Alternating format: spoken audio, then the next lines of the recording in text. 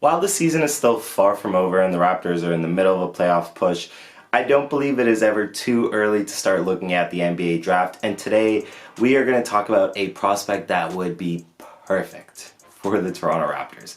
What is up, everybody? It's JJ Buckets. I've told you what we're doing today, so just before we fully hop into things here, just usual drill, make sure you're leaving a like on the video, and if you're new here, subscribe to the channel as well. Plus, if you plan on doing any responsible sports betting in the near future, just make sure to check out the sponsor of this video down in the description below. Besides for that, let's hop into the video. Now, I'd like to think to date, in the time I've been doing this channel, I have a decent track record when it comes to the draft and when it comes to identifying prospects. So hopefully this one will be another drop in the bucket for that. But when it comes to the prospect that I really think would be good for the Toronto Raptors, it's Casein Wallace out of Kentucky, right? So I take a look at this guy, and for a plethora of reasons, I actually think he makes a lot of sense for the Raptors. Before we even talk about him as a player, I think the big one is obviously with the looming decision around Fred VanVleet and his contract situation coming up in the offseason, like that's gonna leave a big hole on this team, you know, regarding the guard spots. And this guy just is such an easy plug and play, I don't want to say solution, because obviously Fred is a very good player despite what some people may have you think. Like, obviously he has his off moments and stuff like that, but conversation for another day. The whole of Fred will be one that will be tough to replace moving forward should he not stick around on this team. But if that is the case, that he is going to be gone from this team, I think you could do a lot worse than Casein Wallace, and there's a few really good reasons for that. So this won't be like a full draft profile by any means, but it will have elements of that here. Think of it, I guess, as a condensed draft profile. So Casein Wallace. Casein Wallace overall is just a very good all-around player, but there's a couple of things really about him that stand out, which in my opinion make him a really good fit for the Raptors. First and foremost, the standout factor of Casein Wallace is absolutely his defense. Casein Wallace, you can make an argument, at least when it comes to the guard positions, you can make an argument he's, if not the best defender in the draft, he's definitely one of them. Like, Casein Wallace's defense is game-changing, straight up. It is a game changer on that end.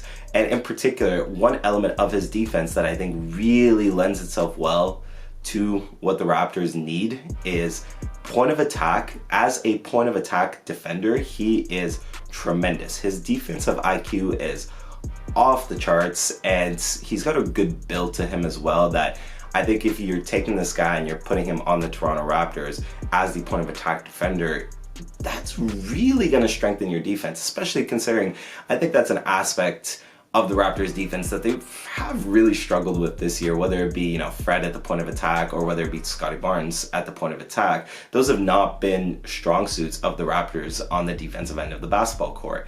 And this guy, Casein Wallace, on the other hand, can absolutely be the change on that end, which will, you know, hopefully help this kind of identity that it seems like the Raptors are trying to build, with being a team that turns great defense into winning and into, you know, offense, etc., etc. Casein Wallace can be a great contributor to that. And speaking of Raptors' weaknesses that I think Casein Wallace can really help address, he is a fantastic three-point shooter. And I don't think it's any secret that, hey, the Raptors are one of the worst shooting teams in the league. So adding somebody of Casein Wallace's shooting capabilities to this team will help tremendously, right? Like, he can especially thrive off of, you know, somebody like Scotty Barnes or somebody like Pascal Siakam creating those open looks. If Casein Wallace gets a good look on the perimeter, there is a very good chance that shot is coming down. He's shooting above 40% at the moment of this video being recorded, if I'm not mistaken, from downtown.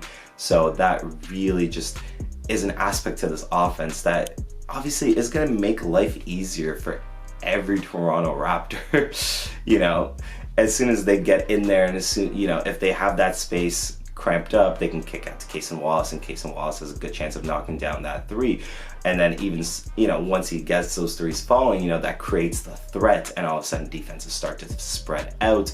All of a sudden Scotty Barnes, Pascal Siakam, etc., have more room inside to operate. So like, these are all things that lend themselves very well to, continually developing this team and what this team can be moving forward. Now, because I'm not disingenuous, obviously every prospect has flaws that come into it. And while I do still believe this guy is the perfect piece that the Raptors can get, obviously within reason of where it looks like they'll probably end up in the draft. I think I should have mentioned that probably earlier, but he does have flaws. I'd say as a prospect, the two big things the couple of things that stand out as weaknesses are he's not a particularly good shot creator. Now, obviously for the Raptors that have struggled in that department, it would be very nice to get somebody that's a great shot creator. I don't think it's something that he can't develop as time goes on, but just as it currently stands, that is definitely a weakness of his game. And speaking of weaknesses of his game, I would say his slashing ability isn't elite by any means either. Although on a team like the Raptors, where you have guys like Scotty Barnes, Pascal Siakam, etc., that can attack the basket, I don't think you necessarily are going to need him to be an elite slasher by any means. But again, it's just not a strong suit of his game at the moment. And I'd say the thing with him as well is you look at this player that's kind of relatively, I'd say, good at everything, but not really a standout at anything, I'd say, really, besides the defense and the shooting are definitely, I'd say, fairly substantial strengths. But when you have this just good all-around guy, I think you look at a player like Casein Wallace and you maybe temper your expectations on what the ceiling of that guy is.